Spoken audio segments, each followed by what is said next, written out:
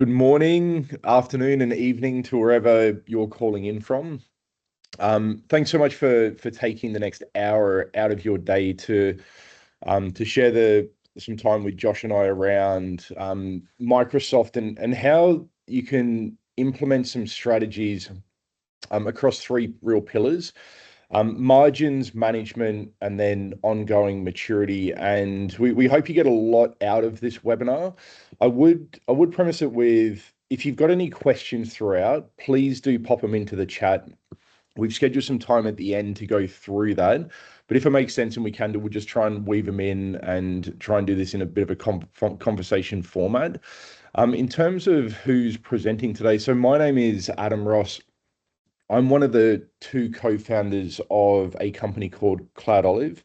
And Cloud Olive really kicked off from me spending nearly a decade at Autotask, and hundreds and hundreds and hundreds of MSPs over the course of that decade would ask us, Adam, how do all other MSPs manage license fluctuations across all the suppliers that we resell? Surely there must be a solution to this problem. And there isn't, and there wasn't. So we set out 6.5 years ago to try and solve that problem. Initially around, can we help MSPs not leak revenue? That was sort of forcing function one for us. And then 6 years on, we'll share some more and sort of how we're specifically around Microsoft, sort of our depth of knowledge now around working across 20 plus different distributors, and just the end goal, making sure you don't misbill your customers. We've learned a lot of very deep lessons that we hope we can help translate into practical implementation, some very simple, back into your MSP just throughout this hour. And I'll hand it over to yourself, Josh, to introduce yourself and your background. Yeah, sure. Thanks, Adam. So my name's Josh Koch. That's actually incorrect. I'm the VP of product manager or product marketing rather at Enforcer. But I do have a background in sales, also in engineering, and pretty much anything else you could do in the MSP space. Been in the MSP world for about 20 years now. Started as one of the early folks at what was Kaseya pre-private equity. I like to say back when we could all fit in a single airport shuttle. But mostly worked in that space with RMM, and then came to know Adam through my time at Autotask, and then of course Datto purchases Autotask, and then Kaseya buys Datto, and hey presto, you're right back where you begin. But at Enforcer, we're a 365 management platform. Most of us came from the MSP space and kind of noticed a major gap in the market, that more and more things were shifting into managing Microsoft 365 tenants in the way that traditionally you would with servers, and kind of came about to fill a hole for that gap in the market, to bring multi-tenant management to a single platform. Perfect. And in terms of the agenda today, these three key areas: margins, management, and maturity. The reason why I personally believe Enforcer and Cloud Olive are really well suited to have this conversation today is Microsoft touches the entire spectrum of an MSP. Billing finance teams very, very heavily involved when it comes to any implementation of Cloud Olive and truing up agreements and contracts. And then the engineering and technical staff very much involved with any deployment when it comes to Microsoft and the tenancies and solidifying any the multi-tenant setup that MSPs have. Pretty gnarly problem as well that Enforcer is well suited to go out and solve. And then when everything's nicely put in place, the reporting that's available out of those two applications and products for owners, managers, and VPs, et cetera, CFOs or CIOs of the MSPs, the unique data that Cloud Olive and Enforcer can then provide, we think it encompasses everything. And we'll go really, really deep today into Microsoft and some of the lessons that we've both learned along the way. So what does Cloud Olive do? Just very, very briefly, regardless of how you choose to update the counts within your PSA, okay, from a monthly billing perspective, be that you rely on API integrations from vendors or distributors, or you've got a team manually doing it, or you've built something else, Cloud Olive offers a way to watch the watchman. So we can sit in between all of any interaction from any suppliers into the PSA and very quickly identify where there's a mistake, any form of billing risk, anything that we believe that a human should just look at, glance at, act on. Um, and we will really exist because APIs are not 100% effective. And at the end of the day, being able to take an invoice from a supplier, whatever that layout, whatever that looks like, it has to form part of your process as an incremental source of truth in the process. Because at the end of the day, that's the amount of money that's going to leave your bank. We offer a way to make sure API is behaved, or if you don't use APIs, you can just purely use Cloud Olive for that process. And just give MSPs real confidence that your customers won't be asking questions back. Yeah, so real quick on Enforcer, I touched on this in the beginning here, but we are a multi-tenant management platform for Microsoft 365. We are all Microsoft. Microsoft is the only thing that we do. Fully 97% of MSPs are more or less all in on Microsoft, and that's the problem that we seek to solve is how do you guys manage each one of your customer tenants, which sometimes have slightly unique needs, all of the policies and all the settings that go along with it. And how do you do that at scale? And I mentioned coming from an RMM background, I've sometimes described what we do as RMM for Microsoft 365 because you're fundamentally solving the same problem.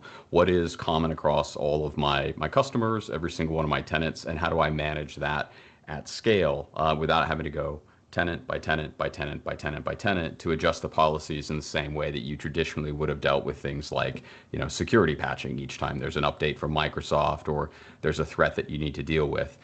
Traditionally, we've been sitting on the left of boom side of the house. So all of the prevention, all the hardening of the tenants, all the service enablement, all that goes along with that.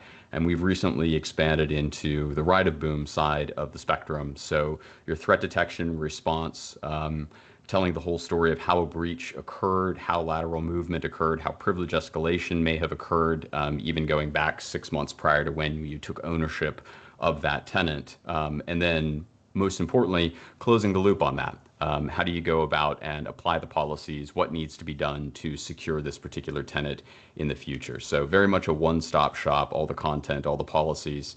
And the reason that we like talking to our friends here at Cloud Olive is because Microsoft 365 touches so many different areas of the business, not just in the productivity applications, but also all the back-end services, the identity, the device management, et cetera. And if you think about how many other vendors there are in that space with competing products, maybe there's an EDR tool that you're working with, maybe there's a certain productivity tool, et cetera. But the way that you can consolidate and bring optionality into your environment, do I want to consolidate with Microsoft? Do I want to keep this vendor? Simplify that billing. It's kind of a natural story there. Awesome. So we'll get off into the first main pillar here around margins. And Microsoft, in our experience, accounts for between 60 and 80% of all of the recurring costs on a monthly basis. So generally, you'll have one main distributor, which the timings that they invoice you and when you bill your customers and when they expect to be paid for can be the difference in a month being like profitable or not for some MSPs. And as you scale, complexity can creep into this. And when we look at like the inputs at the top, right, the various different products you may be reselling, managing, supporting. Copilot, I know Josh is going to go through some areas with Copilot here shortly and some further revenue generation opportunities there. But down the bottom is what makes it hard in our perspective, right? So APIs can fail for a number of different reasons, right? Be that just it's informatics, it's technical glitch somewhere along the line, or someone's linked something to the wrong service, right? Now in the background it's just misbehaving, but thinking it's doing the right thing. The timing of the invoice that comes to you, I'll share a timeline earlier on. If you're billing on the first and say a Pax8 invoice is arriving after that, there's just some pros and cons to weigh up with the current setup that you've got. NCE launched, what, 5+ years ago now, and it's anything but easy, right?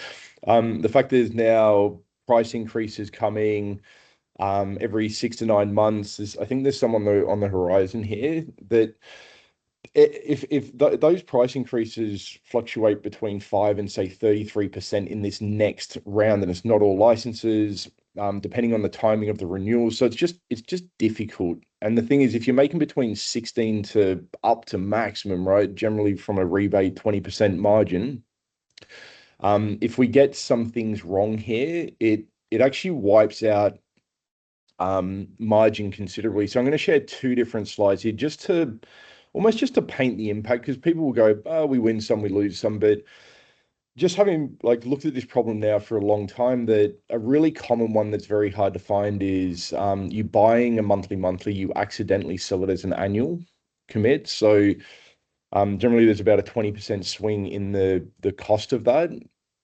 So you can link it, it can have 10 units, it can be buying 10 units, selling 10 units.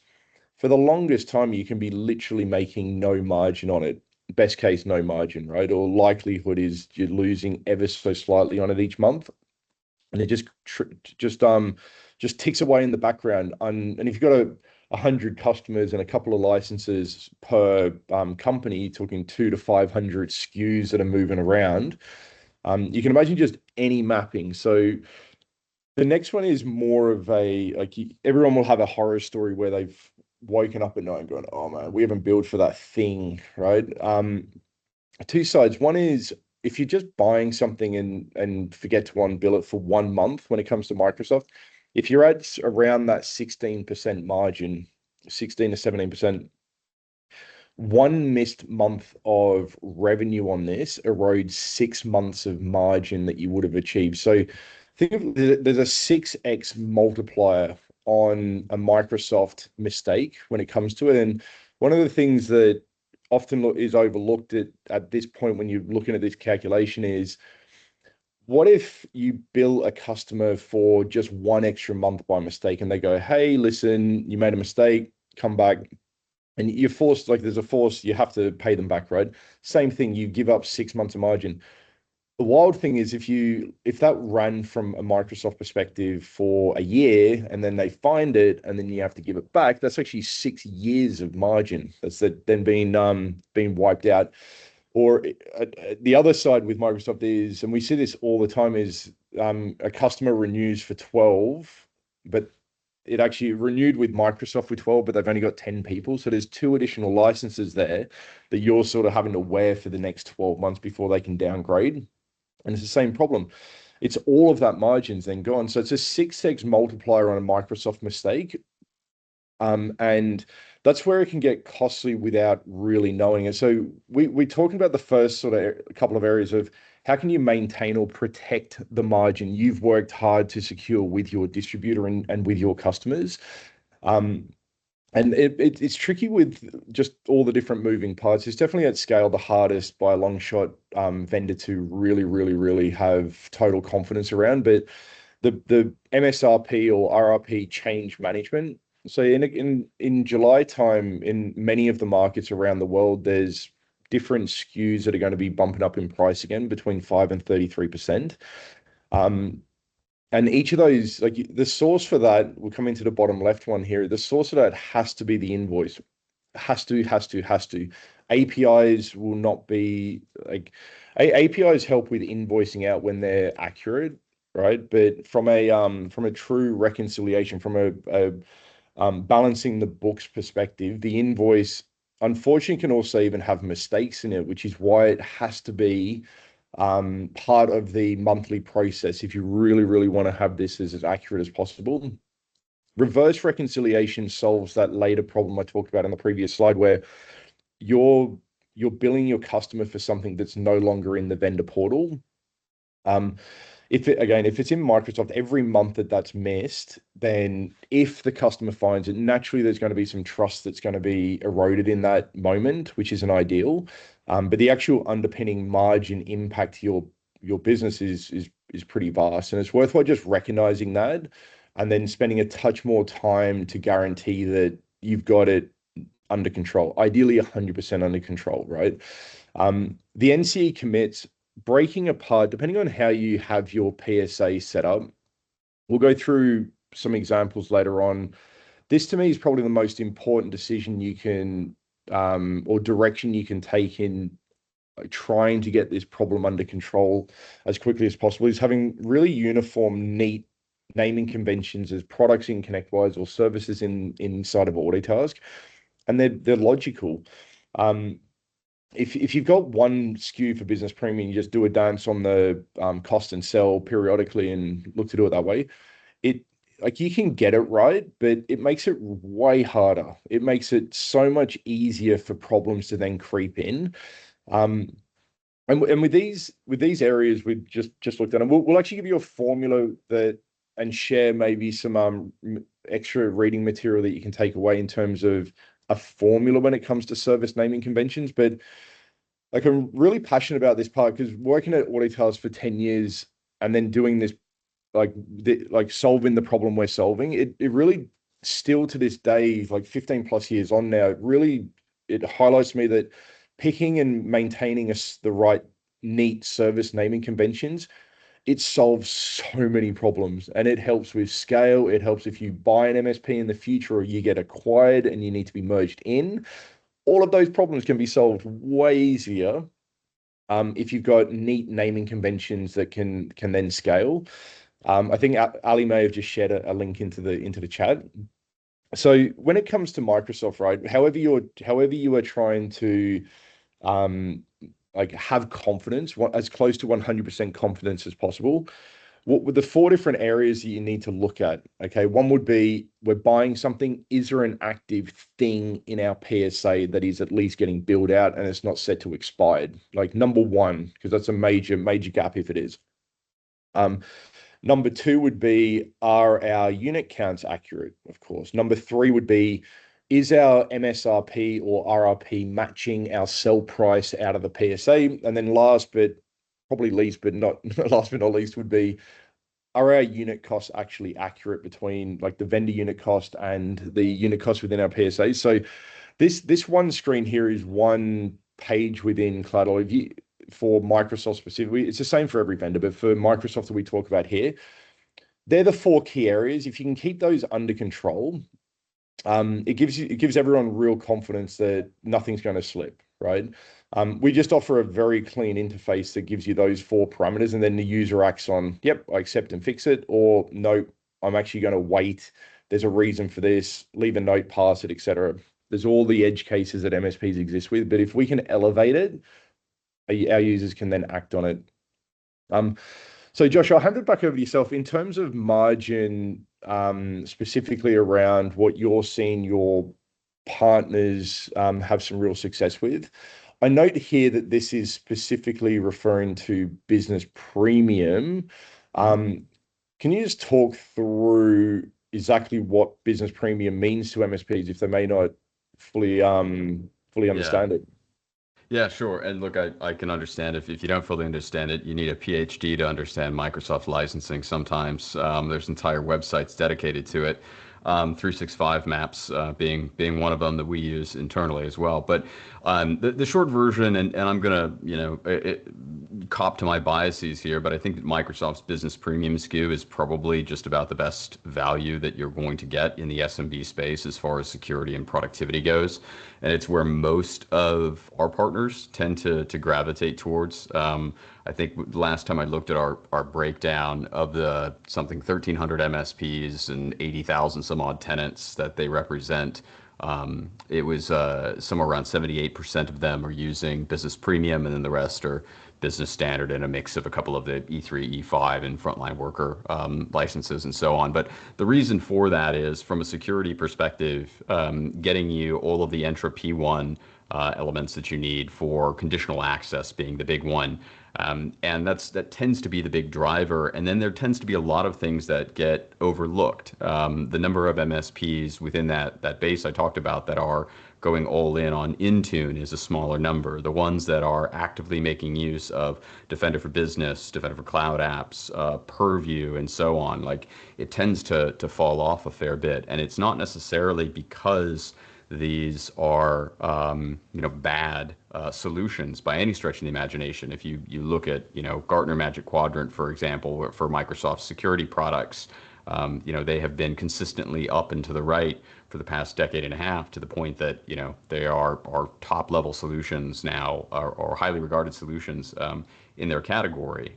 Purview is second to none for what it does, for example, and that list just goes on and on and on.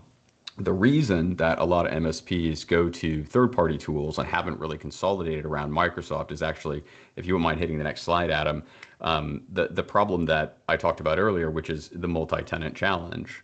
There hasn't been an easy way to consolidate on Microsoft, because, as Microsoft will tell you, most of their tools are built for the enterprise. One large organization, maybe there's 2 tenants or 3 in there for a variety of reasons, but they aren't solving the same problems and working in the same environments that you as MSPs are dealing with, where you have 50, 100, 500 different clients that you're managing, and each one is those own little tenant that needs to be managed with exactly the same types of policies and settings and so forth, delivered securely. So it becomes a full-time job, and in many cases more than a full-time job. We were actually born out of a project from some folks working at an MSP that had almost a dozen people in the EU managing 365 tenants, all manually and with a series of checklists and scripts and so forth in order to make that happen. So what ends up happening here is that you have oftentimes best-in-breed solutions that your license already covers, that aren't being used. And so now you start plugging into third-party applications because it's just easier for you to use them because you didn't have a tool. And that's kind of what Adam's talking about, where you have now all of these different invoices that you need to reconcile. It's easy for things to slip through the cracks, and it's more difficult to set up a comprehensive service offer for all of your clients. So one of the things that I wanted to talk about on the next slide here is an area that a lot of our partners have been getting a lot of traction, which is Copilot wraparound services within a tenant. And there's a couple of ways that you can approach this. I had mentioned, at the beginning, I've been in the MSP space for about 20 years. I was in enterprise IT a little bit before that. And I think it's been an interesting shift in that you oftentimes are approaching your clients, talking to them about services that you offer, specifically around things like security. For the past 10 plus years has been a huge one, but it's pretty rare that your clients are coming to you and saying, what about this? Tell me more about this. And for better or for worse, there's been a huge amount of interest in the SMB space around AI services. What can I do with Claude in my business? What's this co-work? What's ChatGPT? How can I be using this? And oftentimes you're not really sure how to respond to that. Depends on the use cases and so on. So we've kind of laid out a couple of different ways that MSPs can start to monetize this, and especially around Microsoft, but you can also use some other solutions in there if you prefer, or a mixture of them. But we've broken it into a few different phases rather. So one is just establishing a policy, then making that policy real by gathering appropriate data and working with your clients on it, and then building actual services around securing the data within that tenant, right? Because one of the challenges is when you turn on any given tool, especially something like Copilot, it just sits on top of whatever foundation that you already have. So if there are sprawling links and so forth, oversharing and excess permissions and so on, users may not be aware of it, but Copilot certainly is. So to give you an idea of what that looks like, on the next slide, we'll talk about establishing a policy. It's one thing to produce the software and tools. It's another thing to have all of the content that goes along with it, right? I sometimes liken it to like a big commercial kitchen, right? You have all the different appliances, the ovens, the cookers, the microwaves, whatever it is. But if you don't have the recipes and the ingredients, you're probably not going to open a restaurant. It's the same thing with all of the content that goes around the policies and settings that go into your tenant management, and then also the customer communications. What do the contracts look like? What does the customer communication in terms of campaigns, in terms of awareness, et cetera, look like? What is an acceptable AI usage policy? So we've got lots of different examples that we can give you there. And our Copilot assessments actually will hook into a tenant, give you an idea of what the actual user's activities are across the different productivity applications. So you can start identifying who are your champions in that organization, who's somebody who is using a particular tool in a particular way that we can start finding use cases for them. And then where do you have things like leakages for data governance, excess links, like I mentioned, excess permissions, and so forth? Where can you start finding opportunities to save them a little bit of time? That's kind of your baseline level. The next level is starting to look at shadow AI detection. And I think that this is an area that sometimes gets a little bit of a spooky Big Brother vibe to it, right? Like, people are watching what it is that I do. I turn this around a little bit and think of it as a way to identify opportunity. Generally speaking, these are what I will refer to as well-intentioned problems. You think about somebody who's in the office who is maybe they're using ChatGPT or Gemini or whatever it is because they are trying to, get summarizations or notes or respond to things faster. They're overwhelmed with work. It's not because they're trying to, be nefarious about it. What we are able to do by hooking into the tenant is notice what that activity is, how many prompts they're making, how much data is being transferred to these third-party services, and give you an idea as to who those power users might be and who might benefit the most from going to a managed AI service like Copilot. And as I'm sure many of you have seen, Microsoft has changed some of the Copilot licensing effective July 1 for some usage-based billing, which is going to make things a little bit more challenging. And we're having everything all standardized and organized in a tool like Cloud Olive, makes things quite a bit easier for you guys. And the last phase of this is actually enforcing and remediating things. So what policies are you going to put in place around, for example, purview? So for DLP, what are you going to do for sensitivity labels? What are we going to do in terms of requiring trusted devices, conditional access policies and things along those lines? So what Enforcer allows you to do is take those pre-built collections of policies and settings or customize them, create your own, import them, however you want to do that, push that out, standardize it across all of your tenants. So a lot of those transition costs, if you will, that variation, and as Adam mentioned, one of my favorite issues is naming conventions, where implementation doesn't necessarily match documentation. We can standardize all of that and then ensure that it stays standardized throughout the course of all of your service delivery, which just through standardization drives down your overall service delivery costs, which brings up your margin. At the very least, if we look at one simple thing you can do to start today, it is what we would call a very low effort recurring service, which is just on our next slide here, just a basic managed backup service of your tenant. We like to say that the tenant is the new server. It very much is. All of your configuration that goes into establishing those conditional access policies, your groups, et cetera, and so forth, that's work. It takes a significant amount of time, and I'll link to a case study here at the end. But if you're not backing that up, you open yourself up to all kinds of issues if there is a compromise of that tenant or just a misconfiguration. So as soon as that tenant gets enrolled in Enforcer, we immediately perform a snapshot, and then every change that happens, all the configuration changes are backed up. And if you look on our little right-hand side here, you can see the full tenant timeline. We'll show you who did what change at whatever time, and I can instantly roll back at any point. So gone are the days of ever being able to be locked out of your tenant again.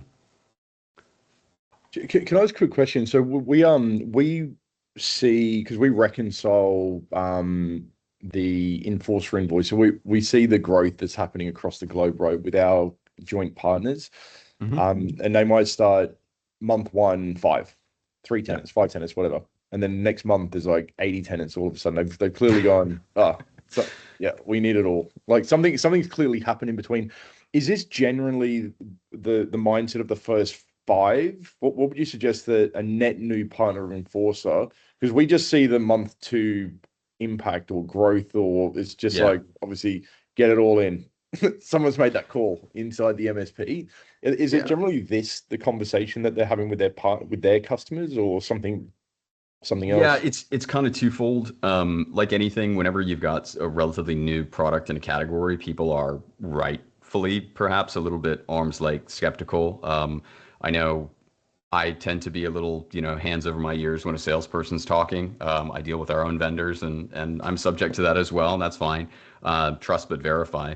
But usually it's the case that, you maybe either dipping a toe in the water or whatnot. But this piece right here, where, they get a situation where maybe they've been locked out of a tenant before because somebody misconfigured a CA policy and they've got to spend 3 days waiting for Microsoft to unlock it or something like that.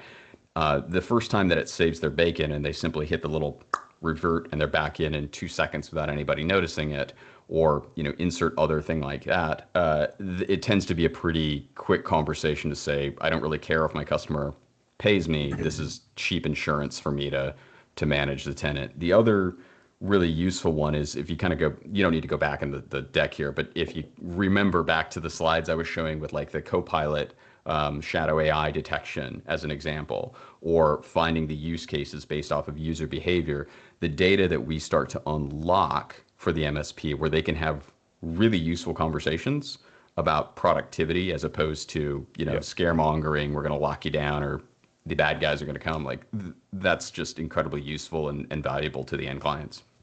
Because we're in a fortunate position as Cloud Olive to see the costs from all the different vendors as well as the revenue. So the two source accurate data, like bookends of that equation, if you will.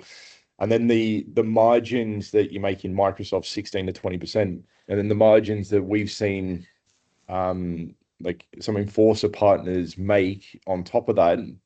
So if they buy it for X, because it's per tenant, I believe, with yourselves, that then selling it for 4, 5, 6, 8 times that buy price on occasion.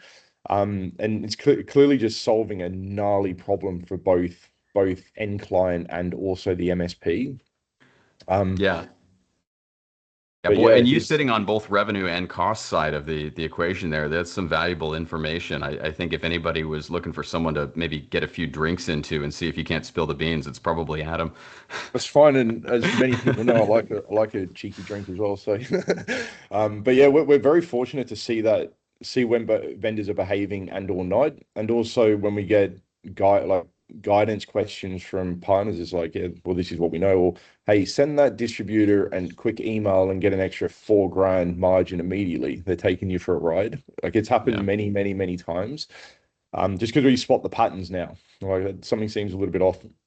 And having worked at Autotask as well and understand the end of quarter special that vendors typically throw out, we also know the how that side of the equation works quite deeply.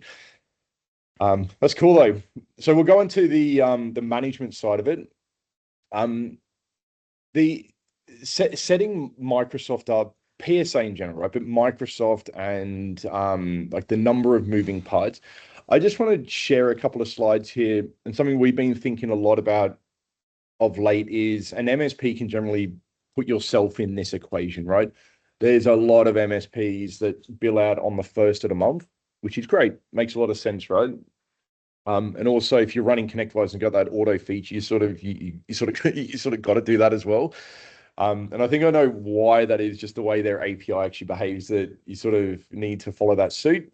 But one of the complexities of billing on the first, if you're buying from Paxade or you buy from Kaseya, both of those invoices land on the 6th of the month. Challenge with that is you just can't use that before you invoice. You sort of have to, if you do it, which you should do, you have to then reconcile that back after the fact and true things up if there was things that were lost or missed.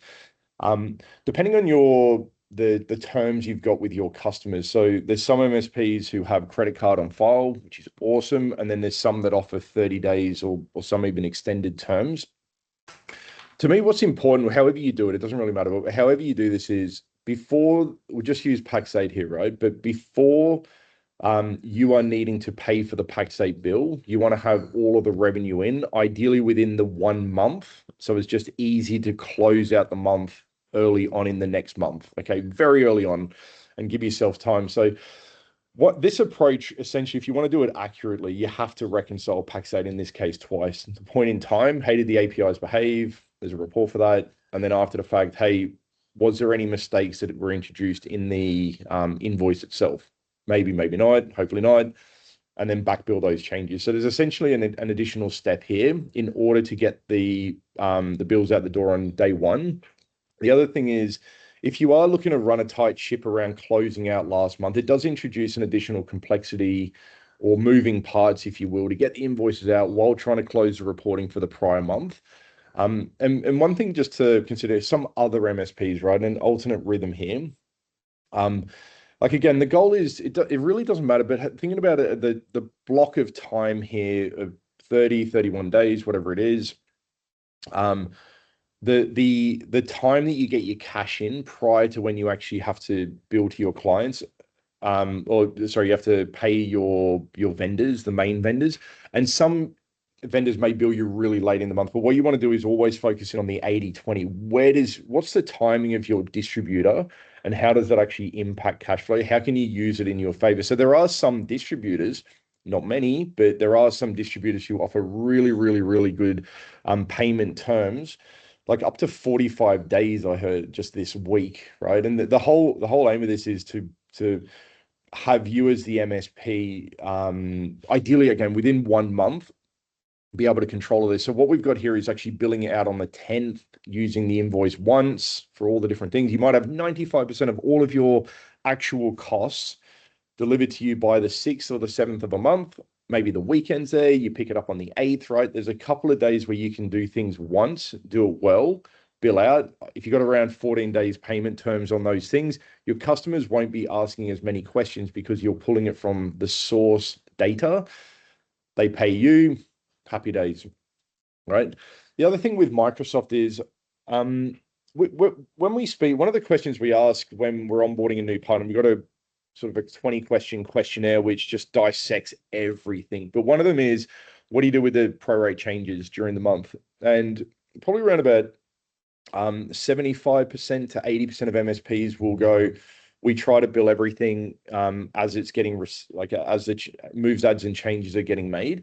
And then there's a cohort of 20 to 25% of MSPs who go, we bill the high point in the month, right? And I just want to whichever you'll be in the 75 or 25% camp, but whichever way you do now, just have a think about the numbers against it, right? Naturally, it's going to be a hell of a lot simpler in order to maintain and manage that one simple process for everyone to then to check. But from a margin perspective, right? If you're making $1,000 margin today on Microsoft, you would end up making 1150. Okay, so a marginal increase or improvement there for massive simplification. And there will be clients where you go, they're never going to accept that. They look at everything, they dig underneath every possible stone. Cool. Like don't do it with them. That's fine. But as a general arc, when we're thinking about simplification and scale, it's just worthwhile considering you would not be on your own. Okay. And it's mainly Microsoft, which is the main vendor, right? A lot of the other vendors just bill high point or a point in time, or whatever it is. They're the only ones or main ones, certainly, that do something different. And again, if you're looking at areas where there's a 6x multiple on any errors that are incurred throughout this, and no one will be perfect over the arc of every customer and the relationship you've got with them, it's just one simple consideration whereby it balances it ever so slightly. Okay. And in terms of the details, so top right are 5 different distributors and 5 product IDs from those distributors, all for the same Microsoft service, which is the Business Premium. So I think there was a link shared earlier on.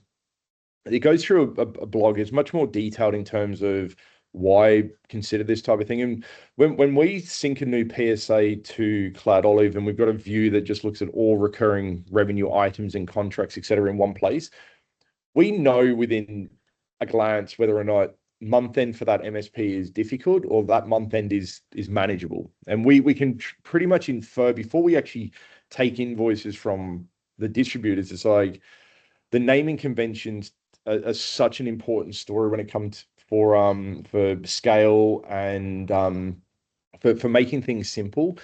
The thing we think about is, if you employ a new admin finance team member tomorrow, what level of degree do they need to try and translate the construct of the PSA? The recommended formula or a formula, right, doesn't need to be exactly that by any stretch, is having something that's uniform across all the different like Microsoft in this instance, but all the different vendors you use. One of the key things is having Microsoft or MS. So the top line there is long form, Microsoft Exchange Line Plan 2, blah, blah, blah. Or you might do short form. Cool. Doesn't matter. Really doesn't matter. But the idea here is that there's a uniformity to it that isn't necessarily just the product code. A lot of ConnectWise users seem to, I think because the word is product ID in that system, that they just take the product ID like this and then bang it in. And then what will happen is they go, oh, we've got a monthly, and an annual monthly. So they go, oh, what do we do now? You're forced to customize it at that level. So the recommendation is customize it to something that a human can read. And you're not, if you ever move off of a disty to another disty, like the codes are completely wild to one another and they make no sense. So just as a real consideration is just have a uniformity to it. Think about it from a human perspective. AI will be great at this, right? AI won't matter. When they're running the show, that's going to be fine. But for now, having a consistent naming convention to me is the single most important thing that you do and to set yourself up for scale. And this is just a formula, and you can read through that blog in your own time. The other thing with Microsoft is one, there's moving parts when it comes to NCE renewals. So when NCE was launching, Cloud Olive was roughly launching as well, sort of a year prior. And we thinking about reading through what NCE might entail for MSPs, I was like, oh my God, that is so painful. Like, what are they thinking? Nothing is easy there. So we bought the domain nceasy.com many moons ago. We didn't know what we are going to do with it, but we're like, we're venturing into this big wide world. We'll swing back around and solve that at some point in time. NCEasy is a module which does a couple of things really, really well. So it consolidates all of the different tenancies through an integration with Partner Center directly and just syncs on a nightly basis.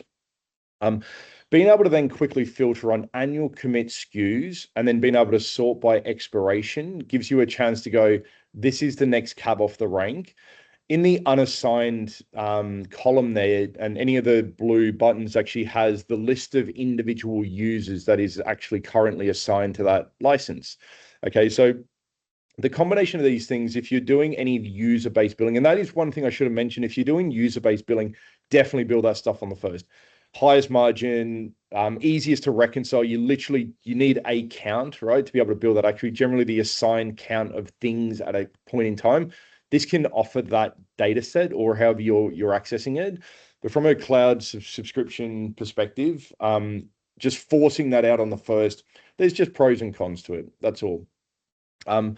So margin, especially with Microsoft, is not a set and forget thing by any stretch. The fact that they're bouncing their prices up every 6 to 9 months, 12 months, means you really need to keep on the ball because of the 6x multiple on mistakes that are there. So Josh, I'll perhaps chuck it back over to yourself because I think enforcers see this and they help solve this at real scale. Yeah, absolutely. And that all comes down to the consistency piece, right? There's a lot that goes into like just your general transition costs, right? Whatever that's going to be. And transition costs, I mean, not necessarily switching from one vendor to the next, but like minor differences between client to client. Anytime there is variability, this client uses this particular, third-party tool. This client uses, whatever. It costs money to manage those things. When you don't have kind of a stable framework that everybody is working off of, your cost to service delivery goes significantly higher. And if you take a look, I've got a graph here on the next slide here that the cost of service delivery becomes less linear with the more variation you have between clients, right? Adding one additional client becomes less predictable than if you had everybody on the same stack with the same overall services or very broadly similar services between them. As you add additional vendors, as you add all kinds of variations in the service, your marginal cost of delivery begins increasing in its scale with each one of those clients. It's not a linear progression. So if you kind of think about the stages on the next slide, there's kind of four different levels of this. At the simplest are your purely ad hoc clients, right? You go into client A, you configure them in a particular way according to their requirements, their needs, their preferences, etc. Client B, now a little bit different. Client C, a little bit different, and so on. That's really, really difficult to manage. I'm sure everybody on the call has experienced this to a certain extent, and somebody calls up for support. Now you got to look up and relearn how things were done 6 months ago, et cetera, et cetera. It's a bit of a pain. When you mature a little bit in terms of the service offering, you now have things that are a bit more repeatable. You have a SKU that you're selling them, your good, better, best service, whatever it is you want to call those things. It's repeatable, but there's still quite a bit more variation that goes into it. You're a little bit better, but there's still work to do. When you start really standardizing on this is the stack that we support, I understand your previous MSP had you using X. That's not what we support. We use Y. This is what the package is, and so forth. Things are much, much cheaper for you overall to service, and you can provide a higher quality of service to your clients. And the last rung on that ladder is where you're providing an actual governed service, which is we've standardized on this. We align to these particular frameworks. For example, in Australia, it might be Essential 8. We're using CIS broadly, globally, NIS2, whatever else it is. And we are continually maintaining you to that standard. It's not a one-time set it and forget it thing. And that seems initially like it might be a fair bit of work, but that actually drives down overall the amount of work that you need to do to service that client. And to be self-serving, that's where our own automated tools come in to help you with that process.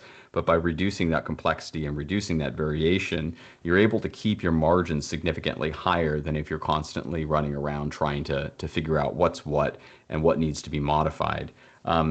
The simple way to do that, at least as far as we're concerned, is using baselines. We publish a lot of this stuff for you, but of course, you can start with whatever it is that you've created.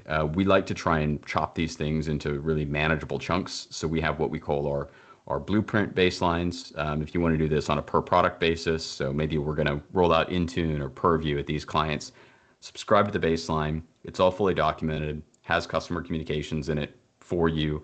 Start with what we've already done. Don't reinvent the wheel. Push those services out. They're already well standardized. And then once they're in place, it's relatively easy for us or you rather, to take a look at any given one of your customer tenants and see where they start to deviate. Like, where is that variation and complexity that starts to continue to erode my margins, as opposed to just having something that's much more predictable for you guys to deal with. And then, finally, the last bit of that is, just tying it all together. What does the reporting look like? How can I show my customer that I am meeting the standards that I have told them that we agreed to? And then also planning for the future. What services are available that, like I talked about the Copilot enablement and so on, but what kind of things that are going to be helping their business can I identify? Where are the inefficiencies that they and their employees are dealing with, that we can start to kind of polish some of those corners off to make their own businesses run much more efficient. And so to kind of sum all of that up, right?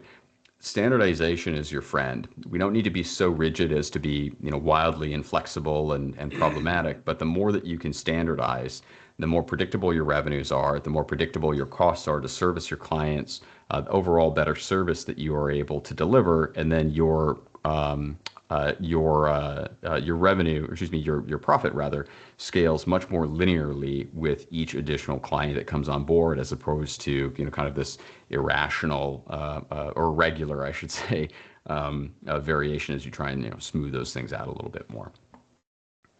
Cool. We want to share two different case studies. We do have some next steps, and we will wrap this up right on the hour. But and we've got an offer that if you're thinking about how you're going to manage the MSRP or RRP increases or cost increases from Microsoft soon, we've got an offer just running now that you can take advantage of, which we'll share in a sec. But in terms of one of the case studies for Cloud Olive, who, from a journey and maturity perspective, especially around Microsoft, especially at a real scale, I think tells a pretty neat story of all the pains and problems that were getting felt, and then just over time being able to gain more and more and more confidence in how they're managing. So Centaurus is a large MSP in the US who is a combination of multiple MSP acquisitions over time.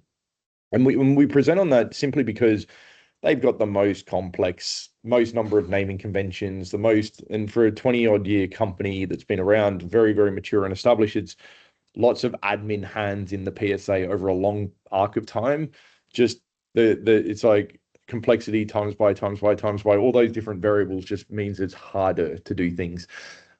So they run ConnectWise, and the journey with or the problems that they were facing was just the firstly the counts, the costs, all the different variables that we talked about earlier on around, are we actually billing for something when it comes to Microsoft?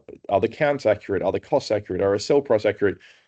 It was just completely manual in order to be able to try and check that. And across hundreds of customers and well over 1,000 individual unique subscriptions with Pax8 that they're now on, it was just really hard, right? It was really impossible for a human to go through and do that. Um, the other challenge that were many MSPs face, and Centaurus were the same, was they're like if they've got 10 business premium and an end client, but I don't know, Datto SaaS or a SaaS product is billing for 12. What do you do? Do you bill for 12? If you do, that's generally what the questions will come back from the customers. Why are you charging me $8 extra for these two things? We've only got 10 staff, you know that. But it is 12 in the portal, or the APIs push that over because that's a report, or that's on the invoice even. So one of the things that we worked really closely with the team at Centaurus on was, can we actually link a business premium SKU to other SKUs inside the PSA, and just tell a story. Hey, these no longer match. There's been some form of drift. MSP, you take action how you think is relevant, but that's generally what causes questions to come back. So source of truth needs to be the invoice, but once it's in the PS, actually the source of truth can become a different product or SKU, calibrating or at least overseeing other user-based or device-based services. And the reverse reconciliation. So amazingly, and unfortunately, when we released a reverse reconciliation, which is reconciling the PSA back to the invoice. So the thing that always highlights is we're overbilling a customer, or we're billing a customer for a service that's never actually been deployed, which is probably the bigger of the two problems. But it has to be one of those two things when it doesn't match back to the invoice itself. We had MSPs that had misbilled or overbilled a client for 9 years. Okay, that was the extreme. But there was one for 6 years here in Australia. They spoke at a dinner that we had a few months ago, and it was they found that they'd overbilled by $30,000 across like a telco related product, and they now like had to have internal meetings in the MSP to go, what do we do here? Well, they're going to go give the money back, and hopefully it really builds the trust. But imagine if the end client had recognized that. 99.5% of MSPs that run a reverse reconciliation found overbilling. It is clearly an incredibly difficult data set to try and get your hands on, where there's things you're billing your customers for that are no longer provisioned inside of a portal. So there's a QR code there that you can download and read it in further detail. That's obviously at quite a large scale, but once you're an MSP that has maybe an admin team member, or the owner's doing this process and doesn't want to be doing it, it's generally it begins to approach like putting in tooling to elevate you to more important things in your business. So Josh, you want to walk through Infinity Group and some of the wild outcomes that they achieved with Enforcer? Yeah, sure. I'll keep it quick so we can end on time here. But Infinity Group is one of the larger MSPs in the UK, operating actually throughout the EU. But they were a very early client of ours, and we actually have a case study here that I think either Ali's going to link to it or we can send it out. You can also find it on our website. But talking about some of the efficiencies that they were able to gain using Enforcer, a lot of it is going to be the time savings, right? Like they went from the standard time to configure a tenant being about 15 hours of policy creation, checking, et cetera, to roughly 5 minutes for the deployment. Tenant hardening, so the actual configuration of an existing tenant, matching policies to specific either regulatory requirements or frameworks that they were dealing with. So essentially, retrofitting it, if you will, going from budgeted 80 hours to about 4 hours because of the way we're able to do some of the name matching and looking at the configuration inside of the policy. But the one that I really like here is they actually had an annual license cost elimination because they were using a third-party tool. I think it was Sophos for EDR, and I ended up consolidating on Defender when it came time to renew that contract, largely because they found that Defender did what they needed to do, and now that they had a control plane in order to manage something that was already included for the most part with the licenses that their customers had, they were able actually to send them out a notification saying that, hey, we're doing a couple of back-end security changes, and good news, your bill is actually going down by £1 per user per month, blah, blah, blah. This won't affect you in any negative way. We're actually delivering a better class of service at a lower cost. Thanks for your continued business. Customers are super happy. Well, also for Infinity Group, their cost had actually decreased by £3 per user per month. So they were getting significantly higher margin while the customer was getting a lower bill and overall better service. So win, win, win all around. And that's kind of that optionality that I talk about with providing more opportunities to consolidate around Microsoft. You don't have to get rid of every single vendor. You probably won't, but we give you a lot more options in order to do that because there's a lot of things that you're already paying for within your existing Microsoft SKUs. And I think that they did a really good example of that at Infinity Group.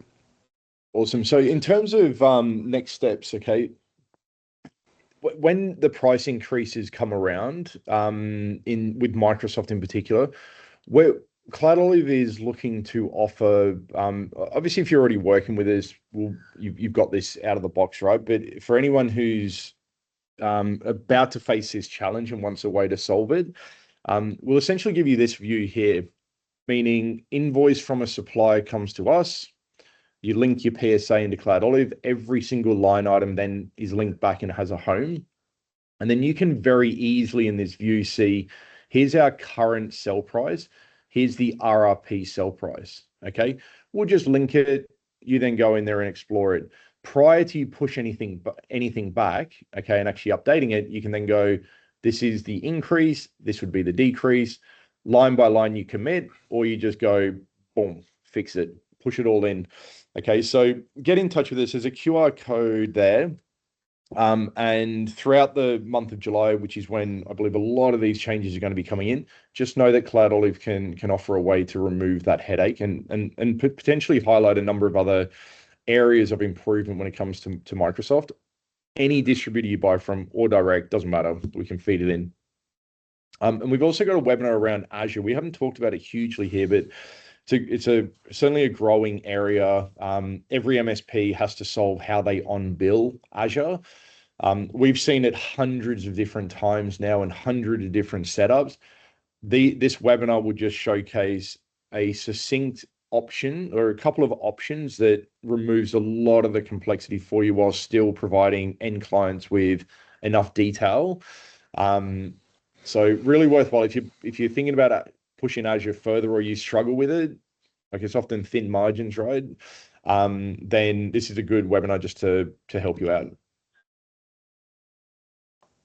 All right, yeah, and as always, Enforcer, if you want to take a look at what we do, how we do it and so forth, you can book a demo. We're not big on arm twisting. We're happy to give you a look at what the software does. Take it for a spin in your environment, get an idea of what the time and cost savings would actually be with the data that you're already working with. Cool. And there was one question. I know we're about to run over, so please drop off if you got to go. But around we buy from Pax8 and have that sync on. Where does Cloud Olive fit in that equation? The vast majority of our partner, not vast, but the highest percentage, I suppose, use Pax8 And I'd say that their integration is the strongest out there on the market.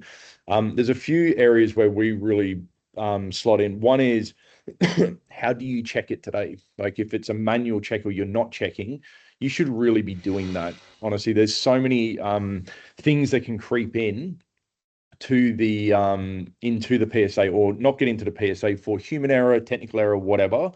And we talked about the 6x multiple error ratio on Microsoft. You just don't want to get it wrong. The other thing is that as you move more into buying different products from Pax8, the good thing is it gives you one invoice consolidated, which is great. The problem with that is there's arrears base, there's current month, there's prorates, there's one time, there's a whole mix match there. So what we do is we actually then break all of those apart because the other thing with that API integration is there's different workflows that the MSP must learn and then go through in order to ensure that that's accurate, push them in, go in as charges, etc. So we offer a way that even we break apart Microsoft now to Microsoft General and then Azure separate, and then we do annual. So treating them almost as three separate vendors. Why? Because they have different requirements and different ways to reconcile and ensure accuracy. And then your proof point, your exclaimer, blah, blah, blah. Once you get to a scale, they should be broken apart into their own Cloudolly vendor to be reconciled. So long story short, we watch the Watchmen. Really, we guarantee and provide you with additional insurance that everything's spot on. If something does happen, even if like any of your vendors make a mistake on that invoice, double bill you, forget to bill you, or anything that's you need to know about, we've just built a view into Cloud Olive to highlight that. So, thank you for your question there. So mindful of time, we're right on the hour, so we appreciate everybody's time here. Josh, thank you for jumping on there with us, and have a great evening for the folks in the States and day for those who are waking up. We'll speak to you soon. Thank you as well. Appreciate it. Thanks, mate. See you guys. Bye.